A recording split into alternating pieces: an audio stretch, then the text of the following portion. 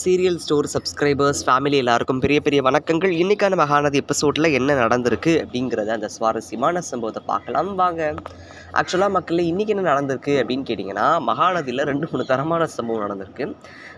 நீங்கள் நிறையா கண்ணீர் விட தயாராக இருங்க அப்படின்னு சொல்லிட்டு நான் வீடியோ ஸ்டார்ட் பண்ணுறேன். எஸ் மக்களே, ஃபஸ்ட் ஆக்சுவலாக என்னென்னா, காவேரி விஜய் ஃபார்ம் ஹவுஸில் பண்ண சம்பவம் நம்ம பார்த்துட்டோம். இப்போ அவங்க பேக் டு ஃபார்ம் வீட்டுக்கு போகணும். அதை எப்படி கொண்டு போகிறாங்கிறதான் சீனு. ஆக்சுவலாக இன்றைக்கி எபிசோடில் ஃபுல்லாக விஜய் காவேரி மட்டும்தான் இருக்காங்க. ஒரு 5 நிமிஷம் வேறு ஆர்டிஸ்ட்டுக்கு கொடுத்துருந்தாங்க. அது யார் யாருன்றதை லாஸ்ட்டாக பார்க்கலாம். முதல்ல விஜய் காவேரி சீன்ஸ்லாம் பார்த்துருவோம். முதல்ல வீட்டிலேருந்து கிளம்புறாங்க. வீட்டிலேருந்து கிளம்பும்போது விஜய் அழுகிறாப்புல. எப்பா விஜய் அழுது நான் பார்த்ததே இல்லை எனக்கு தெரிஞ்ச சீரியலில்.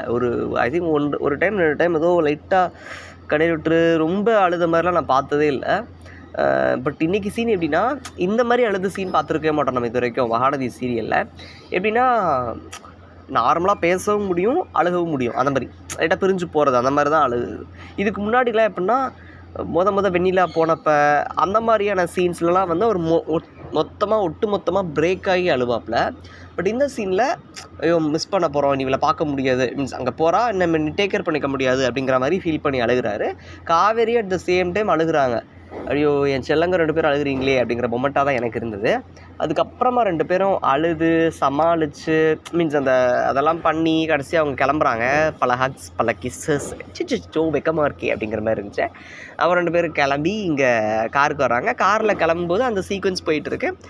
காரில் ஒரு சீக்வன்ஸ்லாம் வந்து காவேரி கேட்குறாங்க, என்ன இல்லை உங்கள் பாப்பாவுக்கு வலிக்காமல் இருக்கணும் அப்படின்னு சொல்லிட்டு பைய ஸ்லோ ஓட்டிட்டு போகிறீங்களா அப்படின்லாம் கேட்குறாங்க. ஸ்மூத்தாக ட்ரைவ் பண்ணுறாப்லையா. அதுக்கடுத்து ராகினி சீன்ஸ் கொஞ்சம் காட்டினாங்க. ராகினி வெண்ணிலா சீன்ஸ். வெண்ணிலா கிட்ட ராகினி சொல்கிற மாதிரி உங்களுக்கு நான் இருக்கேங்க அப்படின்னு சொல்கிற மாதிரி ஒரு சீக்வன்ஸ் இருந்தது. நீ யாருன்னு வெண்ணிலா டக்குன்னு கேட்பாங்க. உடனே தக்லீஃப் கொடுப்பாங்க.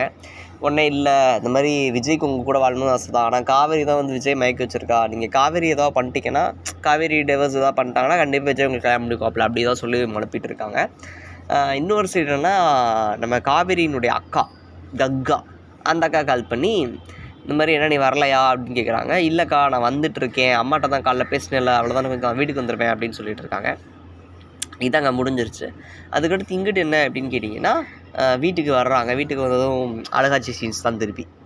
உடனே நீங்கள் வேறு ஆள் அழகாட்சி சீன் இருக்காது, நம்ம விஜய் காவேரி தான் திருப்பி அழுகிறாங்க.